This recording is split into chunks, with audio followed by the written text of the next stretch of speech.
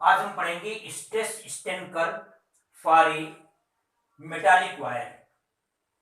मतलब कोई वायर है जो मेटल का बना हुआ है, जब हम इस पर स्ट्रेस लगाते हैं और स्ट्रेस को इंक्रीज करते जाते हैं तो स्ट्रेन में क्या क्या चेंज होता है। तो स्ट्रेस और स्ट्रेन के बीच एक ग्राफ खींचा गया है, उसी ग्राफ का एनालिसिस करना है। दोबारा सुनिए, कोई मेटालिक वायर है, जैसे मान लें कॉपर का बना हुआ है या आयरन का बना हुआ है। हम क्या कर रहे हैं कि इस पर स्ट्रेस की वैल्यू को क्रमशः इंक्रीज कर रहे हैं। कंटिन्यूसली हम क्या कर रहे हैं, स्ट्रेस को बढ़ाते जा रहे हैं, तो स्ट्रेन भी चेंज होगा। तो स्ट्रेस और स्ट्रेन के बीच एक ग्राफ प्लॉट किया गया है, वो ग्राफ इस तरह से प्राप्त हुआ है, इसी का एनालिसिस करता है। देखिए ग्राफ को आप शुरू में देखें, ओ से ए तक देखें, ये एक सीधी लाइन है, स्ट्रेट लाइन है। ओ से ए तक, ओ से ए तक स्ट्रेट लाइन होने का मतलब ये है कि ओ से ए तक स्ट्रेस और स्ट्रेन में डायरेक्टली प्रोपोर्शनल का रिलेशन है। और हम जानते हैं ये हुक्स लॉ है, stress strain stress is directly proportional to strain, ये हुक्स लॉ है। तो आप देखिए ओ से ए तक स्ट्रेट लाइन है, इसका मतलब है ओ से ए तक का जो पार्ट है, ग्राफ का जो ओ से ए तक का पार्ट है, वो हुक के लॉ को ओबे करता है, हुक के नियम का, हुक के लॉ का पालन करता है। तो इसीलिए जो पॉइंट ए है, इसको हम कहते हैं प्रोपोर्शनल लिमिट, क्योंकि इस पॉइंट तक स्ट्रेस और स्ट्रेन में डायरेक्टली प्रोपोर्शनल का रिलेशन है। इसके बीच में ओ से ए तक कहीं भी अगर आप लोड को हटा दें तो ये कर्व रिट्रेस होकर के फिर से अपनी पुरानी पोजीशन पर आ जाएगा। मतलब जो वायर है, जैसे ही आप लोड को हटाएंगे वो जिस शेप साइज में था वैसे का वैसे ही हो जाएगा फिर से।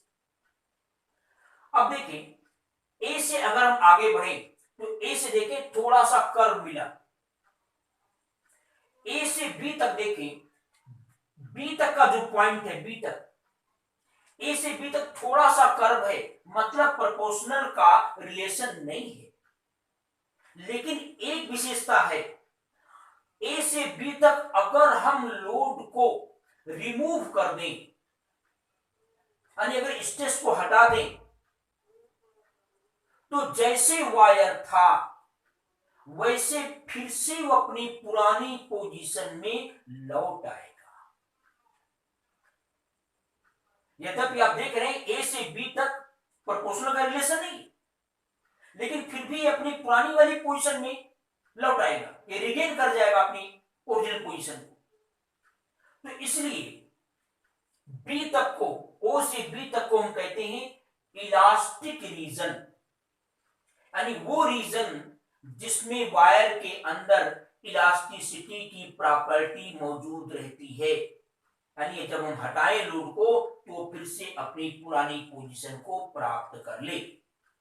इसलिए ओ से बी तक को क्या कहते हैं, इलास्टिक रीजन कहते हैं। जो बी वाला पॉइंट है इसको हम इलास्टिक लिमिट कहते हैं या यील्ड पॉइंट बोलते हैं। अब इसके बाद देखें, बी के बाद भी अगर हम लोड को इंक्रीज करते हैं, अगर हम स्ट्रेस को बढ़ाते हैं, तो स्ट्रेस के कंपेयर में स्ट्रेन काफी तेजी से बढ़ने लगता है।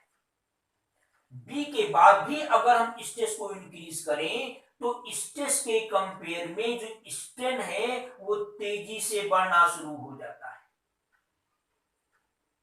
और अगर हम लोड को बढ़ाते रहें,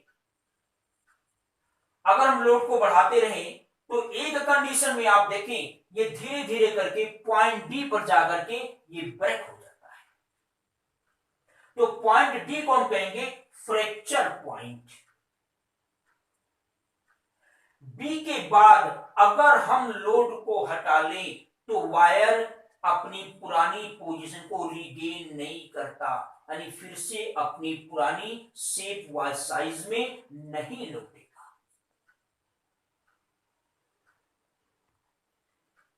तो देखें, मैंने फिर से एक बार पुनः दोहरा लें, बी के बाद अगर हम लोड को इंक्रीज करते हैं तो स्ट्रेस के कंपेयर में स्ट्रेन तेजी से बढ़ेगा और इसके बाद जो वायर है वो पतला होते होते अंत में डी पॉइंट पर जाकर के वो ब्रेक हो जाएगा। तो बी के बाद अगर हम लोड को रिमूव करें, अगर लोड को हटा दें तो वो अपने पुरानी पोजीशन में वापस नहीं आता। इसलिए बी से आगे का जो पोर्शन है उसको हम कहते हैं प्लास्टिक रीजन, और बी से पहले का जो है ओ से बी तक का जो पोर्शन है उसको हम कहते हैं इलास्टिक रीजन। इसको आप प्रैक्टिकल एग्जांपल देख सकते हैं, जैसे कोई जिस तरह से आप बैग बांधते हैं, जो रबड़ होता है जिससे आप बैग बांधते हैं, साइकिल से जाते हैं स्कूल, उस रबड़ को अगर आप देखें, थोड़ा सा अगर आप इसको खींचते हैं और खींच करके छोड़ दें तो रबड़ जैसे था वैसे का वैसे ही रह जाता है। यानी वहां पर स्ट्रेस व स्ट्रेन में डायरेक्टली प्रोपोर्शनल का रिलेशन रहता है। लेकिन अगर आप उस स्ट्रेस को बढ़ाते जाएं, एक लिमिट से अगर आप ज्यादा उसको खींच दें तो जब आप छोड़ते हैं तो उसमें कुछ ना कुछ इंक्रीजमेंट ऐसा हो जाता है, यानी उसकी जो लंबाई है वो थोड़ी सी बढ़ जाती है, यानी फिर से वो अपनी पुरानी पोजीशन में पूर्ण रूप से वापस नहीं आता, अर्थात वो इलास्टिक लिमिट के बाहर चला जाता है।